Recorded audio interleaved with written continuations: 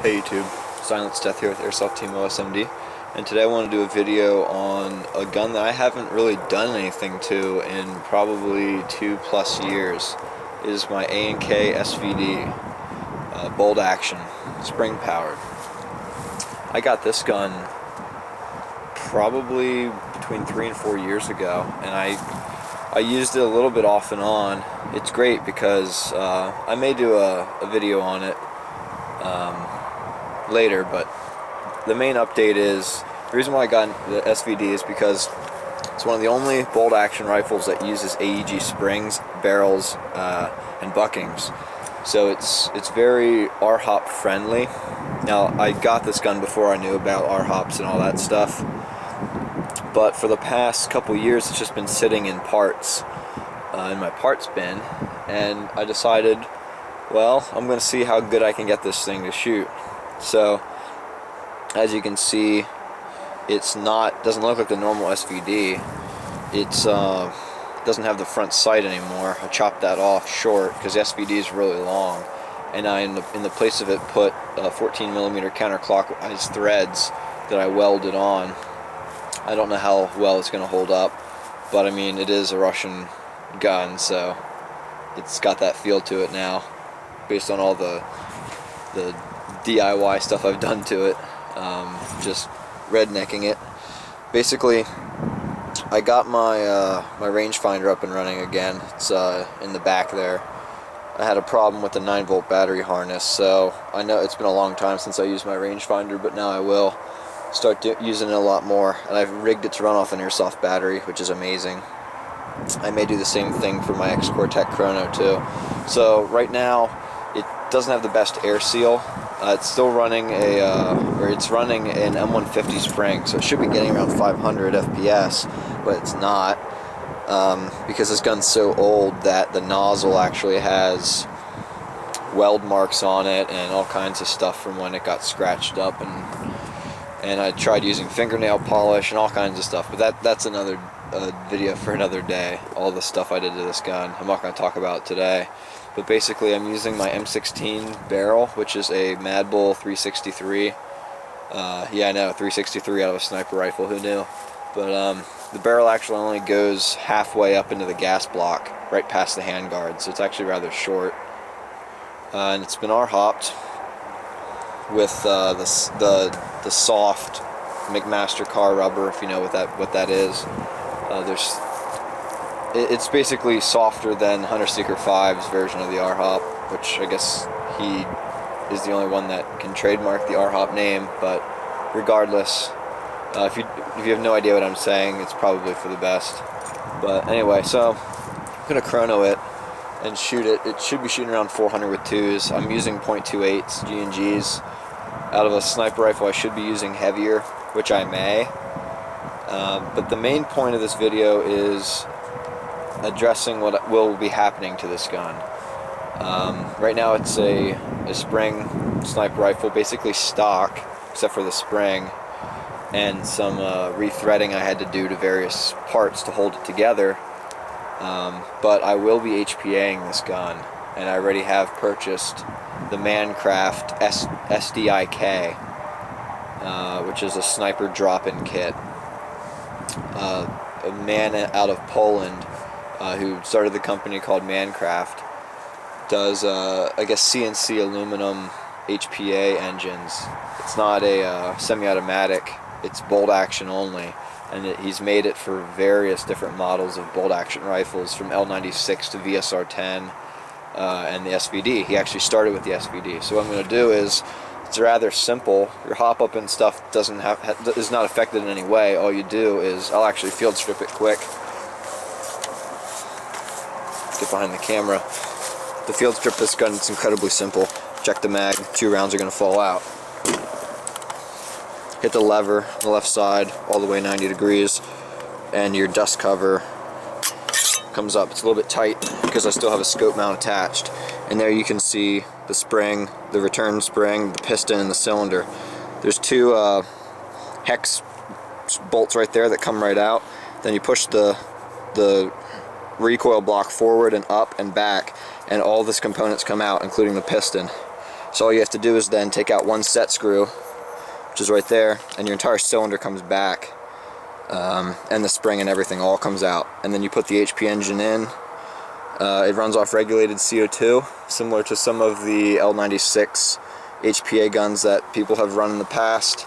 That they put the regulator and the CO2 cartridge in the stock, which there's no room to put it in the stock. But as you can see, there's plenty of room right here to put in a battery bag, like just a bag to hold the regulator, as long as it doesn't get in the way of my hand. So it'll be a completely self-contained regulated CO2 rig, and then I'll just be running that, so I can push the limits of my field for FPS, which is about 390 with 2s. I may be using 0.43s, it depends.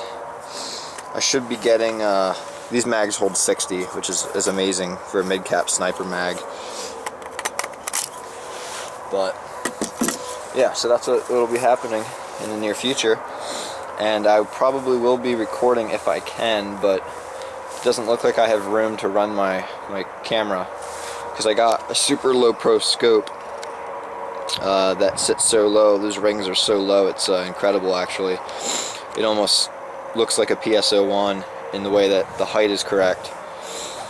Anyway, so I'm going to be doing a shooting test right now. Try to keep my videos shorter. I know you guys don't have the attention span for it. So that tree, start from the left. This is the tree I normally shoot at. I measured it today. It's actually 62 yards. The slim tree to the right is 70 yards. And then that tree is 70 yards about.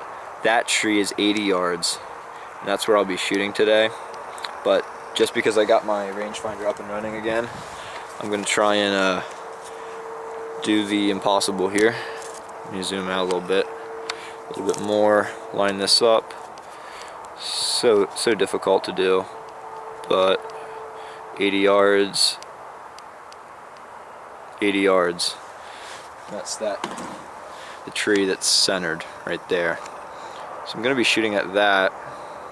There's actually very little wind today, which is quite remarkable. Normally I'm in the middle of a big field, so getting no wind is almost impossible.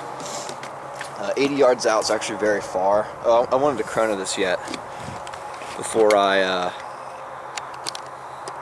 do anything on chrono it, so you can see what it's shooting. So I got my X-Core Tech, and it's going to be chronoed in joules because I'm using 0.28s. So the top left-hand corner is going to say joules. 1.5 joules is about 400 with 2s. So it's hard for me to do this where you can see it, but of course it won't want to read when I need it to read the most. 1.41 joules. That's rather low. It's about 390 with 0.2s. But I definitely have an air leak somewhere. 1.38.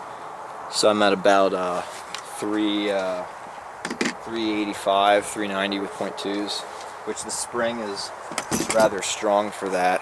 The reason for it is my bolt, the cylinder head that chambers into the bucking is so messed up it's not even right.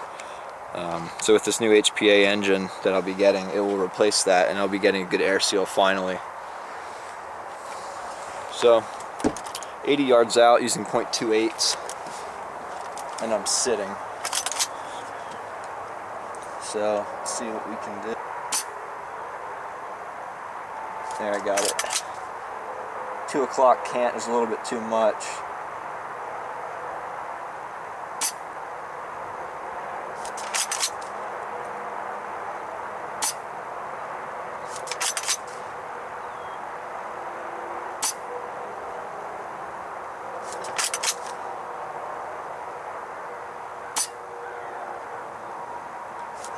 There's a hit.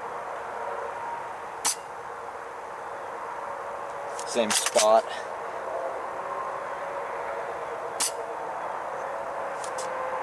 Another hit.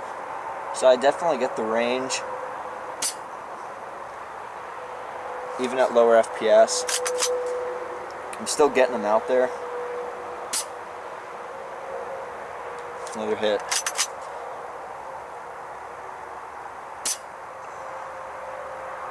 This has been R-hopped, so the trajectory is actually extremely predictable, which is what you want.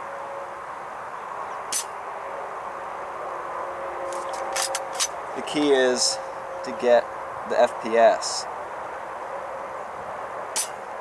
and to run the correct BB. Another hit. I'm not really shooting at anything in particular, so this isn't going to be a good accuracy test. Another hit. So I can land them all on that right tree trunk if I want to. There, I pulled it.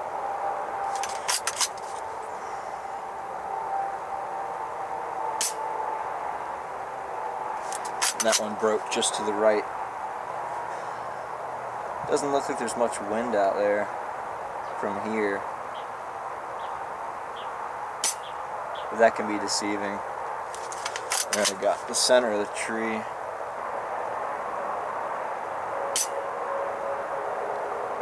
There's a good hit. Right on the right tree trunk, it looked like.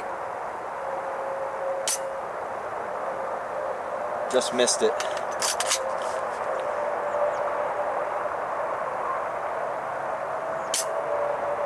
Man.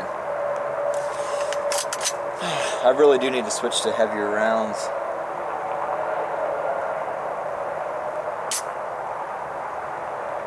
There, I got a good hit. I'm definitely overhopping these 2.8s. They're well farther than their effective range should ever be shot.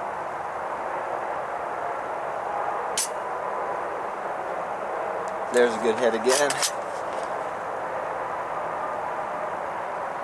And I'm out.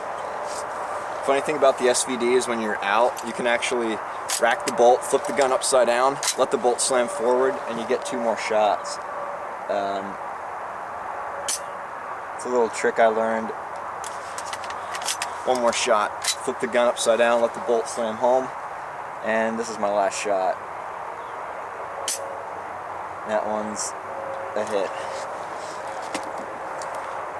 So, again, this is a 363 barrel. It's half the length of the original barrel for the SVD, or not quite, a little bit more than half of what the barrel of the original SVD was. So it's a very chopped down version, which will be very useful in woods because the overall length isn't too much. But as you can see, the accuracy is actually pretty good. So far I'm limited by 2 things. One, I wasn't really aiming at anything in particular, so I could have been aiming at 10 different spots on that tree throughout that shooting.